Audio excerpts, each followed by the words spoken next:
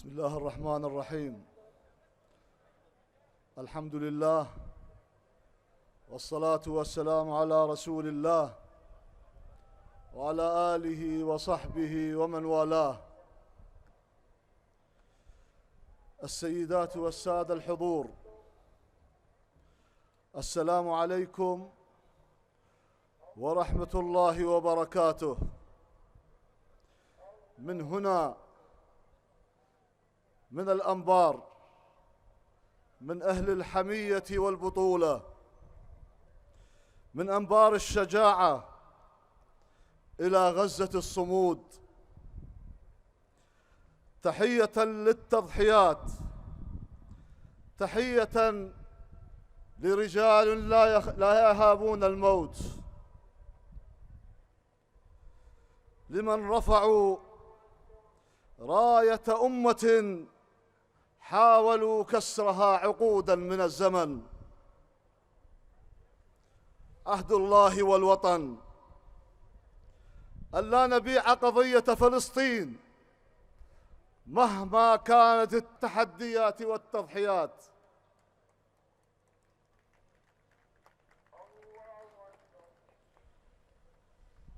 وأن نكون سنداً لأهلنا في فلسطين وعوناً لهم ضد أعدائهم، وأن نكون مع قضايا الأمة العربية والإسلامية. أهلي في أنبار الرجال، في أنبار الشجاعة والبطولة، من القائم إلى القرمة، ومن الرطبة إلى الرحالية والنخيب والعامرية. أهلي في الفلوجة والرمادي، وهيت وحديثة، وعانة وراوة وكبيسة والمحمدي، وكل أقضية ونواحي وقرى الأنبار العزيزة. وفي كل بقاع هذه الأرض الطاهرة التي ارتوت بدماء أبطال أشداء دحروا المحتل حين قاوموه بشرف، ثم دحروا الإرهاب وهزموا أعوانه.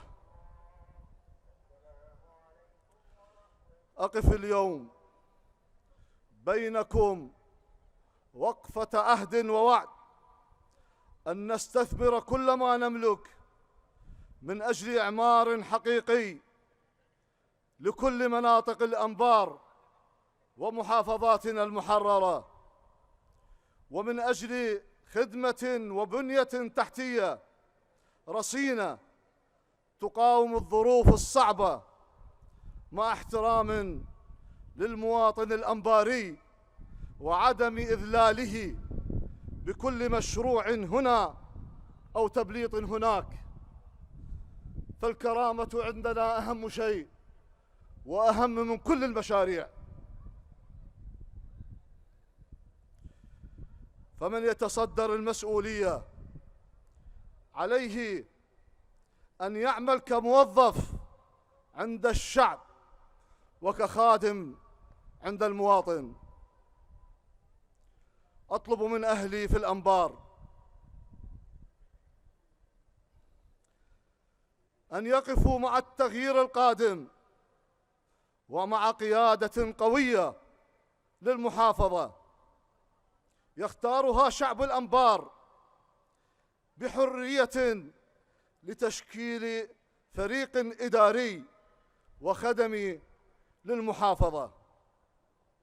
أيها الأخوة والأخوات، أهلي في الأنبار، اخترنا لكم في السيادة قائمة من كل مدنها وقبائلها وعشائرها الأصيلة، ومن كل طبقاتها وثقافاتها، قائمة من كفاءات وقيادات حقيقية نظيفة ونزيهة وشجاعة، سيدات ورجال أشداء في العدل والحق والعمل.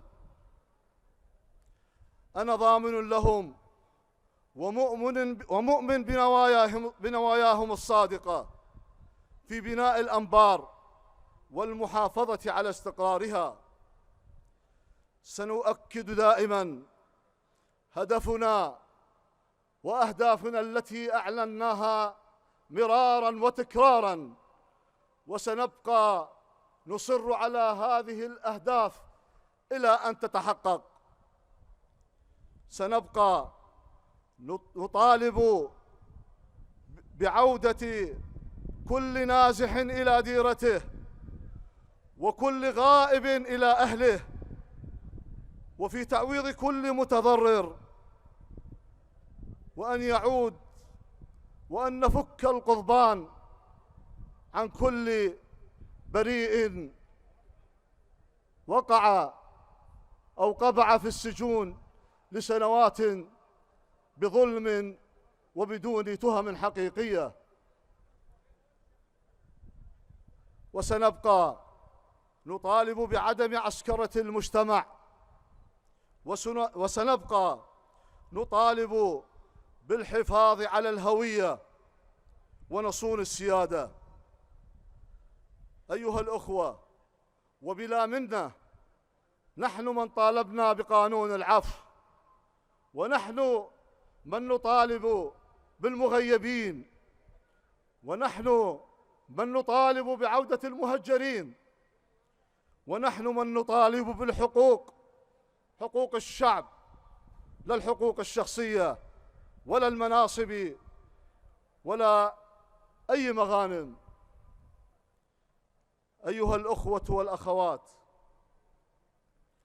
وبعد أن أقر مجلس الوزراء تعديلات قانون العفو، أصبح إن شاء الله، وأتمنى أن يقر قريباً.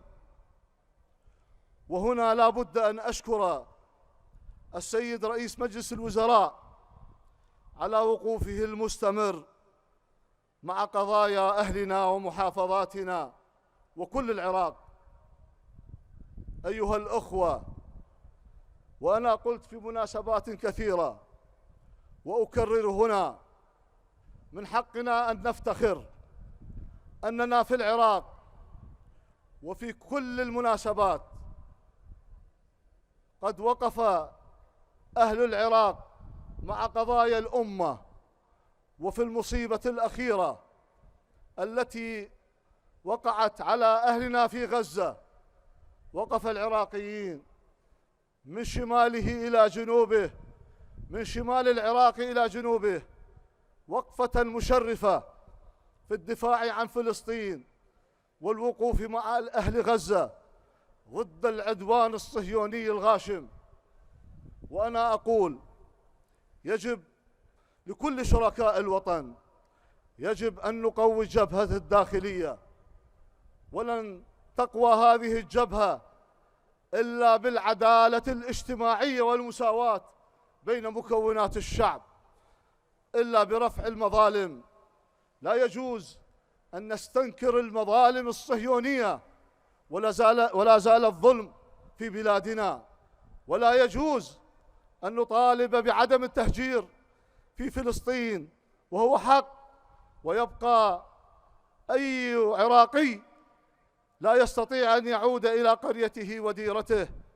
دعوة صادقة إلى شركاء الوطن لنقوي جبهتنا ولنكون يدا واحدة على أعدائنا، بأن نرفع المظالم ونشيع العدل بين العراقيين جميعا. والسلام عليكم ورحمة الله وبركاته.